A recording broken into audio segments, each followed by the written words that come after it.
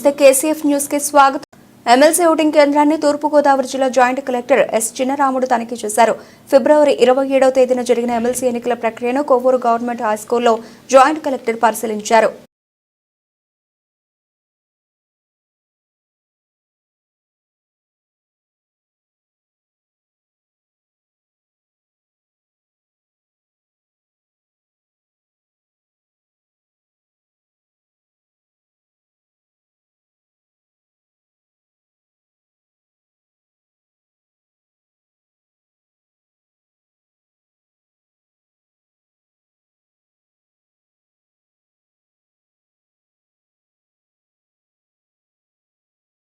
ప్రముఖ పుణ్యక్షేత్రమైన ద్వారకా తిరుమల చినవెంకన్నకు హుండీల ద్వారా భారీ ఆదాయం సమకూరింది.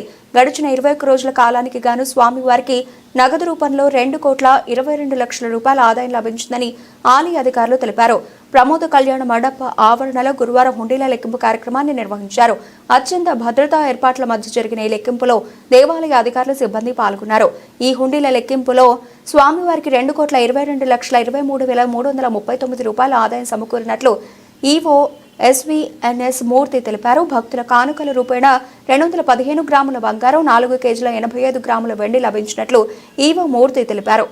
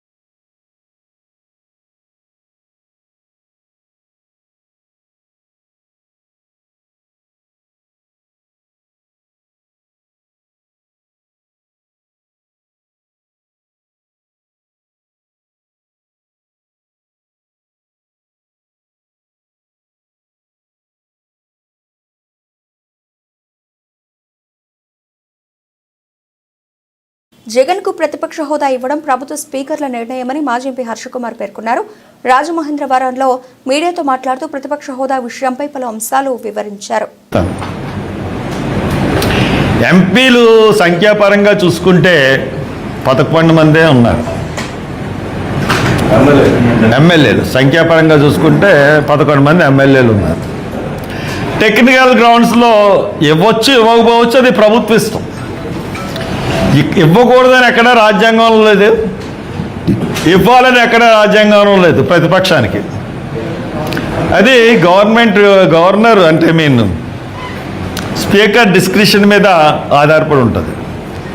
ఇకపోతే ప్రతిపక్ష హోదా అతను అడుగుతున్నప్పుడు ఎందుకు ఇవ్వాలని అంటే, మీకు జగన్కి మీ 3 పార్టీలు వచ్చిన ఓట్లన్నీ, జగన్ ఒక్కడు ఎంత శాతం ఓట్లు గెలుచుకున్నాడు, మీకును వాళ్ళకి కలిపి 5%, 6% ఉంది తేడా. కాబట్టి 43% అతను 43, 42 అతను గెలుచుకుంటే 40 జగన్, వాళ్ళు 56 అంటే 4%. ఎవరికి కాంగ్రెస్కి వెళ్ళలేదు కదా, వెళ్ళలేదు. కాబట్టి 42, 43 జగన్, బహుశా 55 వాళ్ళకి తేడా వచ్చింది. కాబట్టి ఆ సంఖ్యాపరంగా ఓటర్ల సంఖ్యను చూసుకున్నట్లయితే ఖచ్చితంగా ప్రతిపక్ష నాయకుడికి అర్హుడే జగను. సంఖ్యా అంటే ఓటర్ల పరంగా చూసుకుంటే ప్రతిపక్ష నాయకుడికి అర్హుడే, ఇవ్వచ్చు. ఇంతకుముందు స్పీకర్ ఢిల్లీలో ఈయన జర్మనీ వెళ్ళమన్నాడు, కానీ పవన్ కళ్యాణ్ ఒకసారి ఢిల్లీ అసెంబ్లీ హిస్టరీ చూస్తే ఆప్లో 3 సభ్యులు ఉంటే దాంట్లో ఒకరికి ప్రతిపక్ష హోదా ఇచ్చారు. కాంగ్రెస్ గవర్నమెంట్కి కూడా అఫీషియల్గా రాకపోయినా కానీ ప్రతిపక్షం కింద ఇచ్చారు బీజేపీ. సో దట్ ప్రతిపక్ష నాయకుడికి ఇవ్వాలి ఇవ్వకూడదు అన్నది గవర్నమెంట్ స్పీకరు కలిసి తీసుకోవాల్సిన డిస్కషన్. కాబట్టి దాంట్లో ఏమీ రాజ్యాంగ విలువలు ఏం పడిపోవు. దానివల్ల పెద్ద దేశానికి కానీ మన రాష్ట్రానికి కానీ ఆయనకి ఇచ్చేయడం వల్ల వచ్చే నష్టం లేదు. ఆయన ఏంటి ప్రజా సమస్యలు ఎత్తానంటున్నాడు, దానికి మీకు అభ్యంతరం ఏంటి? ఇవ్వచ్చు. మీరు చేస్తున్నారని తప్పులా ఎత్తానంటున్నాడు.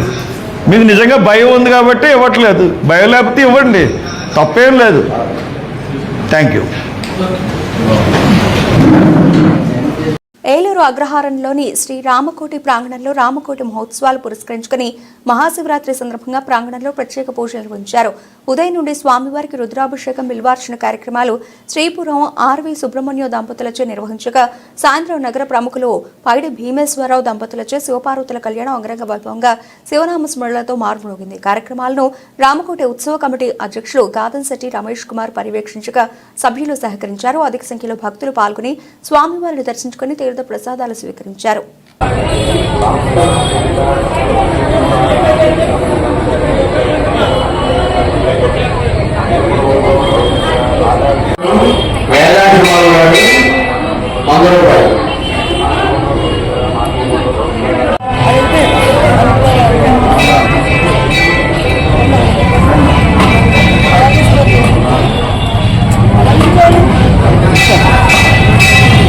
ముందే వచ్చాడు బిగినవాలా చాలా రోజులు వచ్చాడు బిగించారు. చూడండి చూడండి అయ్యేది బాగా అక్కడ ఉంటున్నాము.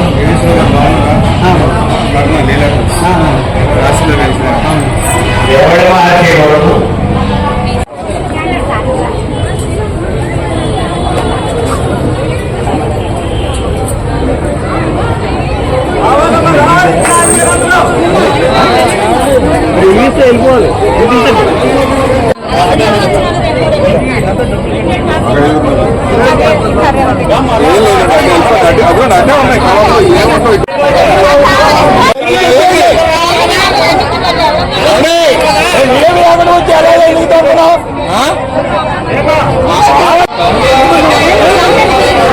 స్వామిని దర్శించుకొని అత్యంత వేయించుకొని కానుకలు ఇక్కడ ఇవ్వవచ్చు. ఫౌండేషన్ కోసం రాము విజయలక్ష్మి గారు 50 రూపాయలు. కూటమి ప్రభుత్వంతోనే రాష్ట్ర అభివృద్ధి సాధ్యమని కొవ్వూరు నియోజకవర్గ శాసనసభ్యులు ముప్పడి వెంకటేశ్వరరావు పేర్కొన్నారు. ఎమ్మెల్సీ ఎన్నికల సందర్భంగా దేవరపల్లి హైస్కూల్లో శాసనసభ్యులు ఓటు వేశారు. ఈ సందర్భంగా మీడియాతో మాట్లాడుతూ ఎన్నికల్లో కూటమి అభ్యర్థులు విజయం సాధిస్తారని ఆశాభావం వ్యక్తం చేశారు.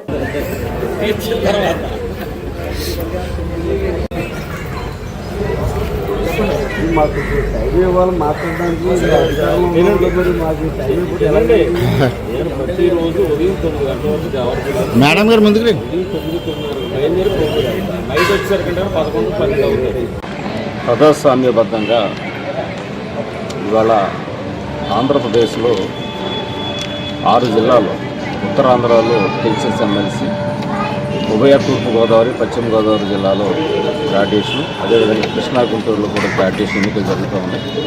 అందులో భాగంగా ఉభయ గోదావరి జిల్లాకు సంబంధించి జరుగుతున్నటువంటి ఎన్నికల్లో ఈరోజు దేవరపల్లి గ్రామంలో మండల పరిషత్ హై స్కూల్లో సాంప్రదాయబద్ధంగా రాజ్యాంగానికి లోబడి ఎన్నికల అధికారులు ఆదేశాల మేరకు నియమ నిబంధనలకు లోబడి ఓటు హక్కును వినియోగించుకోవడం జరిగింది.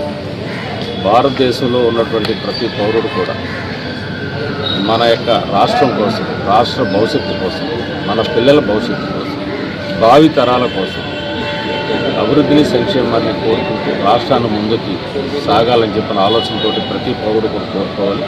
పైగా వాళ్ళు జరుగుతున్న ఎన్నికలు టీచర్స్ మరియు graduate elections. Graduate teachers election అంటే ప్రతి ఒక్కరు కూడా డిగ్రీ పూర్తి చేసి పీజీలు కానీ, బీఈడీలు కానీ, ఎంఈడీలు కానీ కూడా చేసి వివిధ హోదాలో ఉన్నటువంటి ఉద్యోగస్తులు, టీచర్సు, ఇతర ప్రభుత్వ ఉద్యోగస్తులు, వ్యాపారస్తులు, అదేవిధంగా నిరుద్యోగులు, అదేవిధంగా వ్యవసాయం చేస్తున్నటువంటి వాళ్ళు కూడా, డిగ్రీలు పూర్తి చేసి వ్యవసాయం చేస్తున్న వాళ్ళందరూ కూడా ఈరోజు ఎన్నికల్లో పాల్గొనడం జరుగుతుంది. డిగ్రీ పూర్తి చేయడం అంటే భారతదేశం గురించి, ప్రపంచ దేశాల గురించి, మన రాష్ట్రం గురించి ఏ ప్రభుత్వం అయితే కనుక ఈ రాష్ట్రాన్ని ముందుకు నడిపించగలదు, ఏ ప్రభుత్వ హయాంలో డెవలప్ జరిగింది గతంలో, ఇప్పుడు ఏ ప్రభుత్వ హయాంలో మళ్ళీ జరగబోతుందని చెప్పిన ఒక ఆలోచనతో ఇవాళ గతంలో అనేక ఎలక్షన్స్ చూసాం, అనేక మంది ఎమ్మెల్సీలని మనం ఎన్నుకోవడం జరిగింది. ఈ ఎన్నుకున్నటువంటి ఎమ్మెల్సీలు ఎవరెవరు ఏ విధంగా ఈ రాష్ట్రం కోసం, నిరుద్యోగుల కోసం, లేదా ఉద్యోగస్తులు చేస్తున్నటువంటి డిమాండ్స్ కోసం, హక్కుల కోసం ఎవరు ఏ విధంగా పనిచేశారన్న సంగతి కూడా అందరూ కూడా గతంలో అనేక ఎన్నికలు జరిగిన కూడా చూసాం. కాబట్టి ప్రతి ఒక్కరు కూడా ఎవరు కూడా ఓటు వినియోగించుకోవాలి. ఒక్కరు కూడా ఓటు హక్కు వినియోగించుకోకుండా దయచేసి రాకుండా ఉండదు. ఇవాళ ఎంతమంది అయితే ఓటు నమోదు చేయించుకున్నారో ప్రతి ఒక్కరు కూడా, ఎందుకంటే భావితరాల కోసం చదువుకున్నటువంటి వాళ్ళకి మనమే వచ్చి ఓటు కనుక వేయలేకపోతే ఈ రాష్ట్రాన్ని మనం ఏ విధంగా ముందుకు తీసుకెళ్తామన్న సంగతి మనం దృష్టిలో పెట్టుకోవాలి. ఖచ్చితంగా ఓటు హక్కు ప్రతి ఒక్కరు కూడా వినియోగించుకోవాలి. దాని ద్వారాగా ఈ రాష్ట్ర భవిష్యత్తు కోసం మనందరం కూడా కష్టపడి పనిచేయాలని చెప్పని కోరుకుంటూ ప్రతి ఒక్కరు కూడా ఎవరు కూడా ఓటు విషయంలో మాత్రం ఈరోజు ఉదయం 8 గంటల నుంచి సాయంత్రం 4 గంటల వరకు కూడా ఓటు హక్కు వినియోగించుకోవడం కోసం ప్రతి మండల కేంద్రాల్లో 3 బూతులు లేదా 4 బూతులు ఓటర్స్ని బట్టి పెట్టడం కూడా జరిగింది. కాబట్టి దయచేసి చుట్టుపక్కల గ్రామాల్లో ఉన్నటువంటి వాళ్ళు కానీ హెడ్ క్వార్టర్లో ఉన్నటువంటి అందరూ కూడా ప్రతి ఒక్కరు కూడా ఓటు హక్కును ఉపయోగించుకుని భావితరాల యొక్క భవిష్యత్తుని మీరు పునాది వేయాలని చెప్పని డిగ్రీ హోల్డర్స్గా చదువుకున్న పట్టభద్రులుగా మీ అందరూ కూడా ఈ సందర్భంగా పిలుపునిస్తూ ప్రతి ఒక్కరు కూడా వచ్చి ఓటు హక్కును వినియోగించుకోవాలని చెప్పి మేము అందరినీ కూడా విజ్ఞప్తి చేస్తా ఉన్నాం, కోరుతా ఉన్నాం. Thank you. కొవ్వూరు నియోజకవర్గంలో జరిగిన ఎమ్మెల్సీ ఎన్నికలను కొవ్వూరు నియోజకవర్గ శాసనసభ్యులు ముప్పిడి వెంకటేశ్వరరావు పరిశీలించారు. కొవ్వూరులో ప్రభుత్వ జూనియర్ కళాశాల, PMMM పాలకోన్నత పాఠశాల, చాగలలోని జెడ్పీ హైస్కూల్, MPP స్కూల్లో ఉన్న బూత్లను, తాళ్లపూడి మండలంలోని వరుస పద్మరాజారావు జెడ్పీ స్కూలు, గ్రామ పంచాయతీ ఆఫీస్ మీటింగ్ రూమ్లో ఉన్న బూత్లను శాసనసభ్యులు పరిశీలించారు.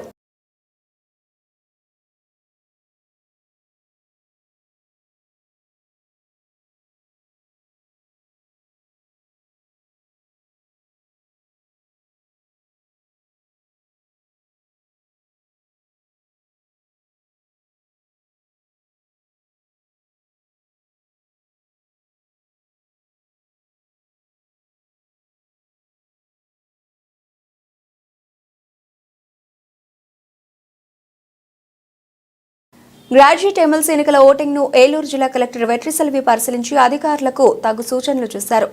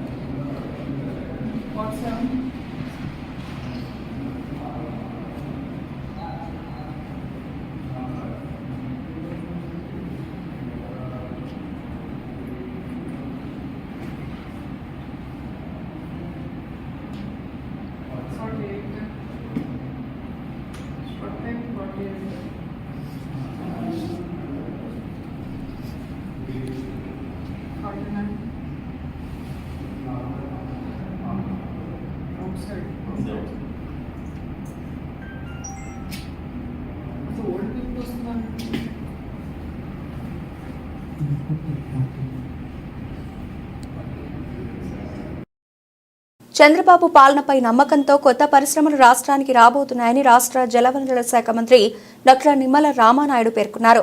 పాలకులలో ఎంఎంకేఎం మున్సిపల్ ఉన్నత పాఠశాల పోలింగ్ కేంద్రం 429 బూత్లో ఎమ్మెల్సీ ఓటు హక్కును మంత్రి వినియోగించుకున్నారు. ఉభయ గోదావరి జిల్లాల పట్టభద్రుల ఎమ్మెల్సీ కూటమి అభ్యర్థి పేరాబత్తుల రాజశేఖరం ప్రథమ ప్రాధాన్యత ఓటుతో మంచి మెజార్టీతో గెలుస్తున్నారని తెలిపారు.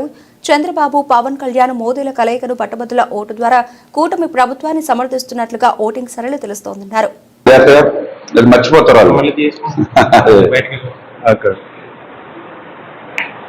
అందరికీ పెన్ను వచ్చి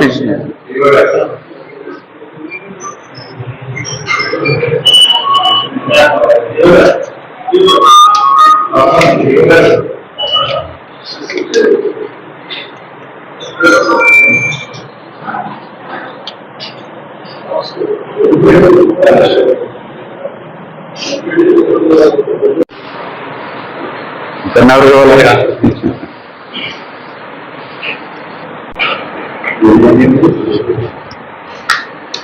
కూర్చోండి, మీరు కూర్చోండి.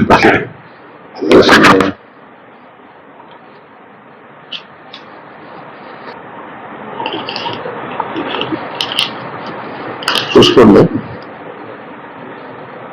ఓకే,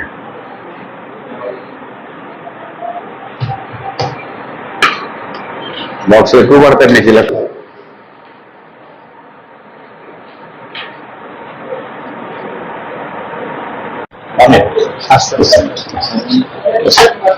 ఉమ్మడి తూర్పు, పశ్చిమ గోదావరి జిల్లాలకు జరిగిన ఎమ్మెల్సీ గ్రాడ్యుయేట్ ఎన్నికల్లో ప్రస్తుత తూర్పుగోదావరి జిల్లాలో 68.60% ఓట్లు నమోదయ్యాయని తూర్పుగోదావరి జిల్లా కలెక్టర్ ప్రశాంతి పేర్కొన్నారు. చాగలు మండలంలో 2618 ఓట్లకు గాను 1744 పోలయ్యాయని, అలాగే కొవ్వూరు మండలంలో 3483, తాళ్లపూడి మండలంలో 1935కు గాను 1260 ఓట్లు, దేవరపల్లి మండలంలో 2166 ఓట్లకు గాను 1439, దేవరపల్లి మండలంలో 2166 ఓట్లకు గాను 1439, గోపాలపురం మండలంలో 1777 ఓట్లకు గాను 1194, నల్లజర్ల మండలంలో 2500 ఓట్లకు గాను 1859, నిడదవోలు మండలంలో 3952 ఓట్లకు గాను 2641, అలాగే పెరవలి మండలంలో 1926 ఓట్లకు గాను 1409, ఉండ్రాజవరం మండలంలో 2651 ఓట్లకు గాను